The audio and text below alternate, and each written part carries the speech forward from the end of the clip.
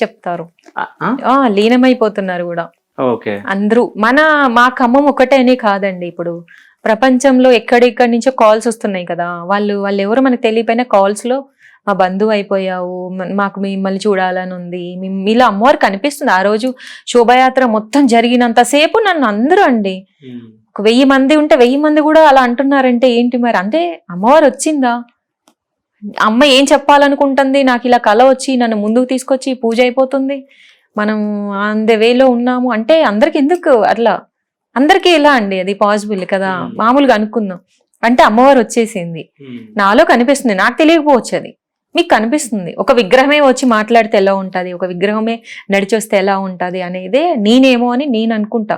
అందుకే అందరికి అలా కనిపిస్తున్నానా, వాళ్ళ ఫీలింగ్స్ అలా ఉన్నాయా, మంచిదే కదండి అమ్మ కనిపిస్తే, వాళ్ళకి మంచిగా పాజిటివ్ ఉంటది, వాళ్ళకి మంచి జరుగుతుంది, మంచిగా ఆలోచించండి మంచిగా జరుగుతుంది, ఎందుకో ఇవన్నీ. అయితే ఇది నాకు ఇంతకు ముందు మీరు మాట్లాడడం జరిగింది అంటే మీ మామగారు నాతో. సో రీసెంట్ గా మీరు వేలి ముద్రలు వేసినప్పుడు సో ఆ వేలి ముద్రలో అమ్మవారి ఆకారం వచ్చిందంట, నిజమేనా? అవునండి వచ్చింది. అంటే వేరే చిన్న పని గురించి ఇట్లా ప్రింట్ చేయమంటే చేశాను అనమాట, ఇలా ఫింగర్స్ అని. అప్పుడు ఆ ఫింగర్స్ లో అమ్మవారి షేపు వచ్చింది. ఫస్ట్ కాదేమో ఏంటి ఇది సరిగా రాలేదనుకున్నాం, మళ్ళీ వేస్తే మళ్ళీ అలాగే వస్తుంది. సో అది ఇంకా మేము షాక్ అసలు. ఆ రోజు ఆ ఫీలింగ్ ని మేము ఎలా చెప్పాలో కూడా అర్థం కాదు కదండి. ఇప్పుడు వచ్చింది ఏం చేస్తాం, అక్క మనం ఎవరికైనా ఫార్వర్డ్ చేసి మన వాళ్ళకి మీకు ఏం కనపడుతుందో చెప్పండి అంటే అంత క్లియర్ గా కనిపిస్తుంది, అమ్మవారు వచ్చిందా అమ్మవారు వచ్చిందా, అలా మా సర్కిల్లో మెయిన్ వాళ్ళు మేము పంపించుకొని అలా క్లారిటీ అనమాట. ఇంకా అది లైఫ్ లాంగ్ నేను దాచుకోవాలి. కానీ ఈ పూజ తర్వాత మీకు ఒక భయం పట్టుకుంది కదా, అంటే ఏది జరిగినా చెప్తే జనాలు నమ్మరేమో అన్నట్టు. ఏది జరిగినా అంటే ఇప్పుడు ఇట్లాంటివి చెప్పినప్పుడు జనాలు నమ్మరేమో అన్నట్టు ఒక ఫీలింగ్ అనేది వస్తుంది కదా. నమ్మకానికి నిజానికి చాలా తేడా ఉంటది కదండి. నమ్మకాన్ని మార్చుకోవచ్చు, నువ్వు ఏదనుకుంటే అదే, నిజాన్ని ఎలా మారుస్తావు? సో దాన్ని ఎవ్వరూ మార్చలేము, అది సృష్టి ఇంకా అంతే. వాళ్ళ నిజాలకి నమ్మకాలకి మనకి సంబంధం లేదు, నమ్మకమే నిజమే గెలుస్తుంది ఎప్పుడైనా. సో అంటే ప్రశాంతి గారి ఫ్యూచర్ ప్లానింగ్స్ ఏంటి, అంటే పెళ్లి తర్వాత ఏం చేయాలనుకుంటున్నారు, నెక్స్ట్ పూజలు ఏమేమి ఉన్నాయి? సో వాళ్ళందరూ వెయిట్ చేస్తారు జనాలు నెక్స్ట్ పూజలు అయితే ఇంకా అమ్మ ఏం చేపిస్తే అది చేస్తానండి. ఇప్పుడు శివరాత్రికి ఏమైనా ఉందా? శివరాత్రికి ఏం లేదు, అలా ఉండదండి. శివరాత్రికే ఉండాలి, ఉగాదికే ఉండాలి అలా ఉండదు. నార్మల్ టైంలో కూడా, అంటే మీరు ఒక డే వస్తుంది నా కోసం, ఆ అమ్మ ఏ రోజు అనుకుంటాదో అది. అయితే శివయ్య ఈ రోజు ఆమె కళలోకి వెళ్ళాలి, ఈ రోజు శివరాత్రి రోజు ఏదన్నా ఒకటి చేయమని చెప్పాలి, మీరందరూ రావాలి, మేమందరం రావాలని కోరుకుంటున్నాం. మీరు రావడానికి రావాలి ఇంకా. అదే అంటున్నా. సో ఈ శివగాడు ప్రశాంతి వాళ్ళ ఇంటికి వెళ్ళడానికి, శివయ్య నువ్వు కళలో వెళ్ళాలి ప్రశాంతి కళలో, సో ఏదన్నా ఒకటి చెప్పాలి, సో ప్రశాంతి ఏదైనా పూజ చేయాలని చెప్పేసి నా మనస్ఫూర్తిగా కోరుకుంటున్నా. సో ఇంకో విషయం ఏంటంటే, నేను ఇది ఇంతగానో మనం మాట్లాడుకున్నాం కాబట్టి ఒక విషయం చెప్పాలి. సో నేను ఈ ట్యూబ్ ఛానల్లో ఫస్ట్ ఇంటర్వ్యూ నాది ఇది. సో ప్రశాంతి గారి ఇంటర్వ్యూ నేను వేరే ఛానల్లో ప్లాన్ చేసిన, కానీ అమ్మవారే ఆ ఛానల్లో వద్దని ఆపిందేమో నాకు తెలియదు. ఎందుకంటే అక్కడ ప్లాన్ చేసిన తర్వాత నేను అక్కడ రిజైన్ చేయడం జరిగింది, జస్ట్ 1-2 days లో రిజైన్ చేయడం జరిగింది, అది ఇక్కడికి షిఫ్ట్ అవ్వడం జరిగింది ఇంటర్వ్యూ. సో అంటే అమ్మవారు నువ్వు అక్కడ ఉండవురా, అక్కడ ఎందుకు చేయడం, ఇక్కడ చెయ్యి అని చెప్పేసి అన్నదేమో అన్నట్టు నేను ఇప్పుడు థింక్ చేసిన మీరు మాట్లాడుతుంటే. సో అట్లా కొంచెం లక్, మీరు లక్కీ ఇంకా అంతే. సో అట్లా అనుకుని అనుకున్నా.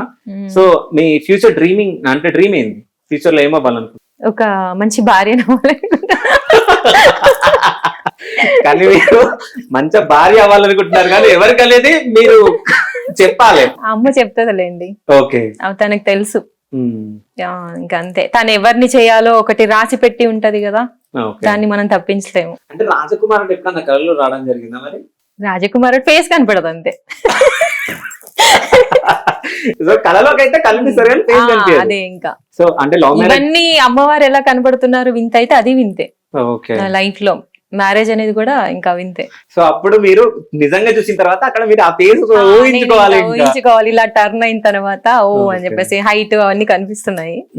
సో అది శివయ్య అని చెప్పాను కదా, ఇంకా చాలా బాగుంటది. ఇంకా అంటే అమ్మవారివి నెక్స్ట్ ఇంకా నేను చేయాల్సింది ఉంది, అంటే నేను అనుకున్నవి, కళ కాదు.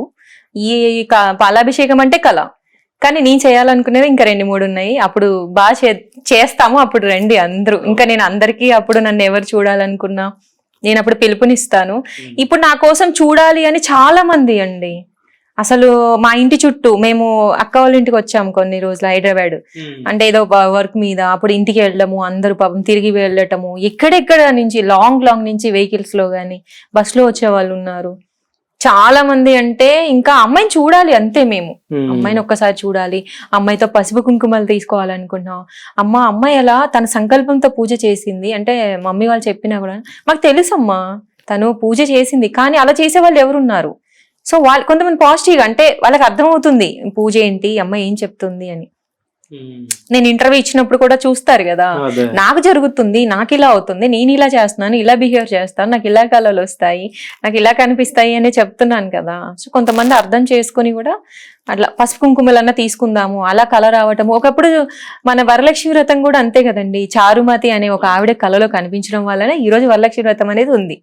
సో ఈ కలియుగంలో కూడా ఒక ప్రశాంతి, కొంతమంది చారుమతి అని పిలుస్తున్నారు. నోనో ఇంకా నువ్వు పురాణాల్లో ఉండాలి, నెక్స్ట్ ఒక 100 ఏళ్ల తర్వాత నువ్వు పురాణాల్లో ఉంటావేమో, నీ మీద బుక్ కూడా రాయొచ్చు, నువ్వు చేసే పూజలు కానివ్వండి. అందరూ అలాగే అంటున్నారు. నిజంగా అండి, అంటే తీయచ్చు మంచిగా ఒక. అదే మీ లైఫ్ స్టైల్ చిన్నప్పటి నుంచి చూసుకుంటే అసలు ఎక్కడ భక్తి అనేది స్టార్ట్ అయింది, ఎక్కడ వరకు వెళ్ళబోతుంది అనేది ముందే మనం క్రియేట్ చేయొచ్చు కూడా. అవును. సో ఇప్పుడు మీరు ఈ పూజలన్నీ లోక కళ్యాణం గురించి మీరు చేయడం జరుగుతుంది. సో ప్రజలకు మీరు ఏమన్నా సందేశం ఇద్దాం అనుకుంటున్నారా? అంటే పూజ ఇప్పుడు జరిగింది, ఈ లోక కళ్యాణం జరిగే వరకు, నేను చేసే వరకు నాకు తెలియదు ఫస్ట్. అంటే నా వరకు నేను పూజలు చేసుకుంటూ వచ్చాను, ఇది బ్లాక్ బస్టర్ అయింది. ఈ లోక కళ్యాణం ఎందుకు అయింది అనేది ముందు నాకు అర్థమైందండి, అంటే అందరి మంచి కోసం. సో ఏదో ఒక మెసేజ్, ఇప్పుడు మనం ప్రపంచాన్ని అంతా మార్చలేకపోవచ్చు. సో కొంతమంది నన్ను చూసి అంటే మొత్తం నాలా మారక్కర్లేదు, నాలా మారకపోయినా నాలా నేర్పించుకోగలిగితే, చేయగలిగితే కొంచెమైనా చేసుకోండి. మీకు మీరు అమ్మ అనుగ్రహం ఒక్కరిదే కాదు, అందరిది. ఇప్పుడు చాలా మంది పాపం స్ట్రగుల్స్ లో ఉండి నాకు కూడా చెప్తూ ఉంటారు, అన్ని ఇలా ఉంది అలా ఉంది అంటే. అమ్మవారిని అయితే వదలకండి, సమస్యలు వస్తాయి, మన కర్మఫలాలు ఉంటాయి, మనకి ఎవరో చేసినవి ఉంటాయి, అవన్నీ తప్పించుకోవడానికే ఈ బాధలు, కానీ తప్పించుకుంటారు. అలా నేను మోటివేట్ చేస్తా కొంతమందిని, మీరేం టెన్షన్ పడొద్దు, ఏది కూడా ఎక్కువ ఎగ్జైట్ అయిపోయి మనసుకు తీసుకోవద్దు, చలో బాగా పెద్ద సమస్య వచ్చిందా తిరగబడండి, ఆ సమస్యకి మీరు సవాల్ విసరండి. నేను ఇలా చెప్పిన వాళ్ళు కూడా ఉన్నారు. ఎందుకు అవ్వదు, అవుతుంది, ఏమైనా సాధించగలం మనం. అమ్మని నమ్మండి, అమ్మవారిని, అమ్మ దయ ఉంటే అన్ని ఉన్నట్టే. నేను అమ్మవారి దయ కాదు, అమ్మవారి అంశే అని అంటూ ఉంటారు అందరూ. ఈ పూజ అయిన తర్వాత అప్పుడు నేను నమ్మాను, అమ్మవారి అంశ అంటే ఇలాగే ఉంటాదా, అంటే తన కోసం తనలాగా ఒకరు పూజలు చేయాలి, చేయించుకోవాలి. ముందు ఆ భక్తి ఉండాలి ఫస్ట్, మన ఆత్మ జ్యోతి రూపంలో. అంటే అంటారు కదండి, నా మనసే మల్లె పువ్వు అన్నట్టు పాదాల దగ్గర పెట్టినట్టు నేను ఫీల్ అవుతా. మన శరీరం ఎప్పుడు మనది అవ్వదు మామూలుగా, జనరల్ గా అది ఎప్పుడు కూడా ఏదో ఒక మనం తింటాము, ముట్టుకుంటాము అన్ని, కానీ మనసు అనేది నిత్య దీపారాధన లాగా, నిత్యం అమ్మవారి స్మరణ. సో అలా చేస్తూ ఉంటే మనకు ఒక పాజిటివ్, అమ్మ డైరెక్ట్ గా కనిపించదు, ఆ పాజిటివ్నెస్ మీ పనులకి యాడ్ అవుతుంది. మీరు కొంచెం ఎంత ఎనర్జీగా హ్యాపీగా చేస్తూ ఉంటే అంత ముందుకు వెళ్తుంటారు. సో అన్ని లింక్ ఉంటుంది, ఏదైనా నమ్మాలి, గాడ్ ని నమ్మాలి. గాడ్ దగ్గరికి ఇప్పుడు నేను కూడా వెళ్ళా, గాడ్ ఇప్పుడు జనాల్లోకి వచ్చాడు నా దగ్గర నుంచి, అమ్మవారు నా దగ్గర నుంచి జనాల్లోకి వచ్చింది అంటే మంచి చేయాలని. దాన్ని మీరు పాజిటివ్ గా తీసుకోండి. ఒక చిన్న మెసేజ్, పేరెంట్స్ కానీ పిల్లలు కానీ ఇలా చేయలేదు అలా చేయలేదు అనకుండా కొంచెం నేర్పించినా వాళ్ళు నేర్చుకుంటారు. సో కొంచెమైనా చెయ్యండి, ఇలా చేయండి అలా చేయండి అని కొంచెం అలా అనేది మార్పు. అమ్మవారి మీద ఇది అన్ని కూడా మనం ఇంకా అసలు ఇక ఎక్కడికో తీసుకెళ్ళచ్చు అమ్మని. అమ్మ ఇంకా అప్పుడు డైరెక్ట్ గా రావచ్చేమో కిందికి. సో అలా కూడా మన నమ్మకాన్ని బట్టి. ఈ పూజ తర్వాత మీకు ఏమన్నా కళలోకి వచ్చి దేవత ఏమన్నా చెప్పడం జరిగిందా అమ్మవారు? సంతోషపడినట్టు నవ్వుతాదండి, నవ్వుతుంది చాలా అనమాట. నేను భైరవుడి పూజ చేశాను, ఇది చాలా మంచి ఇన్సిడెంట్. అది నైట్ టైం చేస్తారు, కొంచెం 10 o'clock కల్లా అయిపోతుంది, 10 నుండి 12 అయింది లేండి పూజ అయ్యేసరికి. మనం తింటాం కదా, అప్పటి వరకు ఏం తినకుండా ఉంటాము అందరము. 2 అయిందండి అందరు భోజనం చేసేసరికి, సరదాగా కూర్చున్నాం ఇంకా నిద్రపోకుండా. 2కి ఇంకా హోమం చుట్టూ బలిదానం పెడతాం కదా, అది కింద మా బ్రదరు పడేయడానికి, బయట పడేయడానికి వెళ్ళాడు అనమాట. వెళ్తే ఒక బిచ్చగాడు, అసలు అనకూడదేమో నిజంగా, ఆయన అసలు ఆ రూపంలో ఒక భైరవుడు ఎలా ఉంటాడు అలా పిచ్చి పిచ్చిగా ఉన్నాడు, ఒక వికారమైన ఆకారము. క్లాత్ కట్టుకొని నల్లగా అలా అన్నమాట.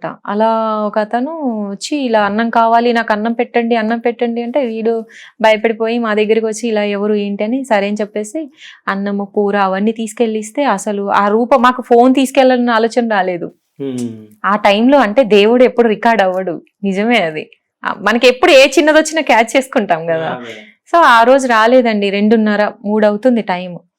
ఆ టైంలో ఏ రోడ్లు చూసినా అన్ని ఖాళీగా ఉన్నాయి, అసలు ఎటు వెళ్లే ఛాన్స్ లేదండి. సెకండ్ లో మాయమయ్యాడైనా. సో మరి ఇవన్నీ చెప్తున్నా గూస్ బంప్స్ వస్తున్నాయి. అంటే సాక్షాత్తు ఆ దేవుడే నైవేద్యానికి వచ్చాడా, మేము ఎవరో అడుక్కునేవాడు అనుకున్నాం. కానీ వెంటనే ఇలా మా వాళ్ళకి కాల్ చేసి అడిగితే ఇలా ఈ టైంలో ఏంటి, మన ఇంటికి రావడం ఏంటి, భిక్షకి రావడం ఏంటి, నాకు పెడతారా లేదంటే ఆ కర్రీ మాత్రమే తినేసి అన్నం అలా రౌండ్ సర్కిల్ లాగా అలా పెట్టేసి కొంచెం కొంచెం తిని విచిత్రంగా అండి. ఆ ప్లేట్ కూడా మేము చూస్తుండగానే మాయమేయడైనా. మేము ఇలా వెనక్కి తిరిగి ఇలా తిరిగేలో పెట్టుబడి తెలీదు మాకు అసలు మాకు వచ్చింది ముందు ఆ రోజు. అప్పుడు ఇది మాత్రం కోఇన్సిడెన్స్ కాదు, ఏది కాదు, అసలు సాక్షాత్తు ఆ భైరవుడే నైవేద్యానికి వచ్చాడు. మనం ఎవరికో ఫొటోస్ ముందు పెట్టడం కాదు, ఆయనే తిన్నాడు అట్లా అనమాట. అసలు చాలా వింతలు. ఇప్పుడు శివయ్యని చూడండి, శివయ్య నేను పూజిస్తే ఆయన ఎలా ఇంట్లోంచి వెళ్ళలేదు, ఇప్పటికీ పూజించుకుంటున్నా నేను. శ్రీచక్రం, శ్రీచక్రానికి చేయడం అంటే మామూలు విషయం కాదు. అది ఎవరో గానీ డేర్ ఉండాలి, నిష్టగా చేయాలి, అది ఇది అట్లా ఉంటాయి కదా నియమాలు. కానీ నేను శ్రీచక్రం కూడా నేను అనుకుంటే నా దగ్గరికి రాలేదు, అనుకోకుండా వచ్చింది. తీసుకొని నేను చెయ్యాలి అని ఓకే రిఫ్లెక్ట్ అవ్వడం, ఒక టైం అంటారు కదా, అలాంటి టైంలో ఒక విజయదశమి రోజు అమ్మ నా ఇంటికి వచ్చింది. బాగా పూజ చేస్తాను, అభిషేకాలు అన్ని. నువ్వు ఎలా చేస్తావని కూడా అంటే గంటలు పడుతుంది కదా అని అంటే టైం పెట్టుకోవాలి మనం. 7కి అయిపోవాలి, 10కి అయిపోవాలంటే 10కి చేసేసుకోవాలంటే బిఫోర్ లేగాలి చేసుకోవాలి.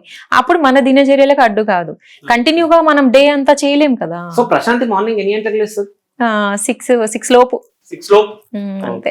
ఒక రోజు బద్ధకంగా ఉంటే లేట్ గా లేస్తాను, అట్లా ఉంటది. హెల్త్ ఏదైనా బాగున్నప్పుడు అది. కానీ భక్తి అంటే బాగా, పూజలు అంటే చాలా ఇష్టం. ఇప్పుడే కాదండి, నా ఒంట్లో శక్తి ఉన్నన్ని రోజులు నేను అమ్మవారికి చేసే తీరుతాను. ఎవరు ఎన్ని అనుకున్నా నాది ఆగదు. నేను ఇంకా ఎన్ని పూజలు చూపించాలో, ప్రపంచానికి ఏమైనా వింత చూపించాలా ఏమో చెప్పలేం కదా. చాలా వింతలు ఉన్నాయి అలా. అట్లా కొన్ని లైఫ్ లో అన్ని వస్తున్నాయి. గాడ్ అంటే నమ్మండి, దేవుణ్ణి నమ్మండి, గాడ్ అక్కడ ఉన్నది.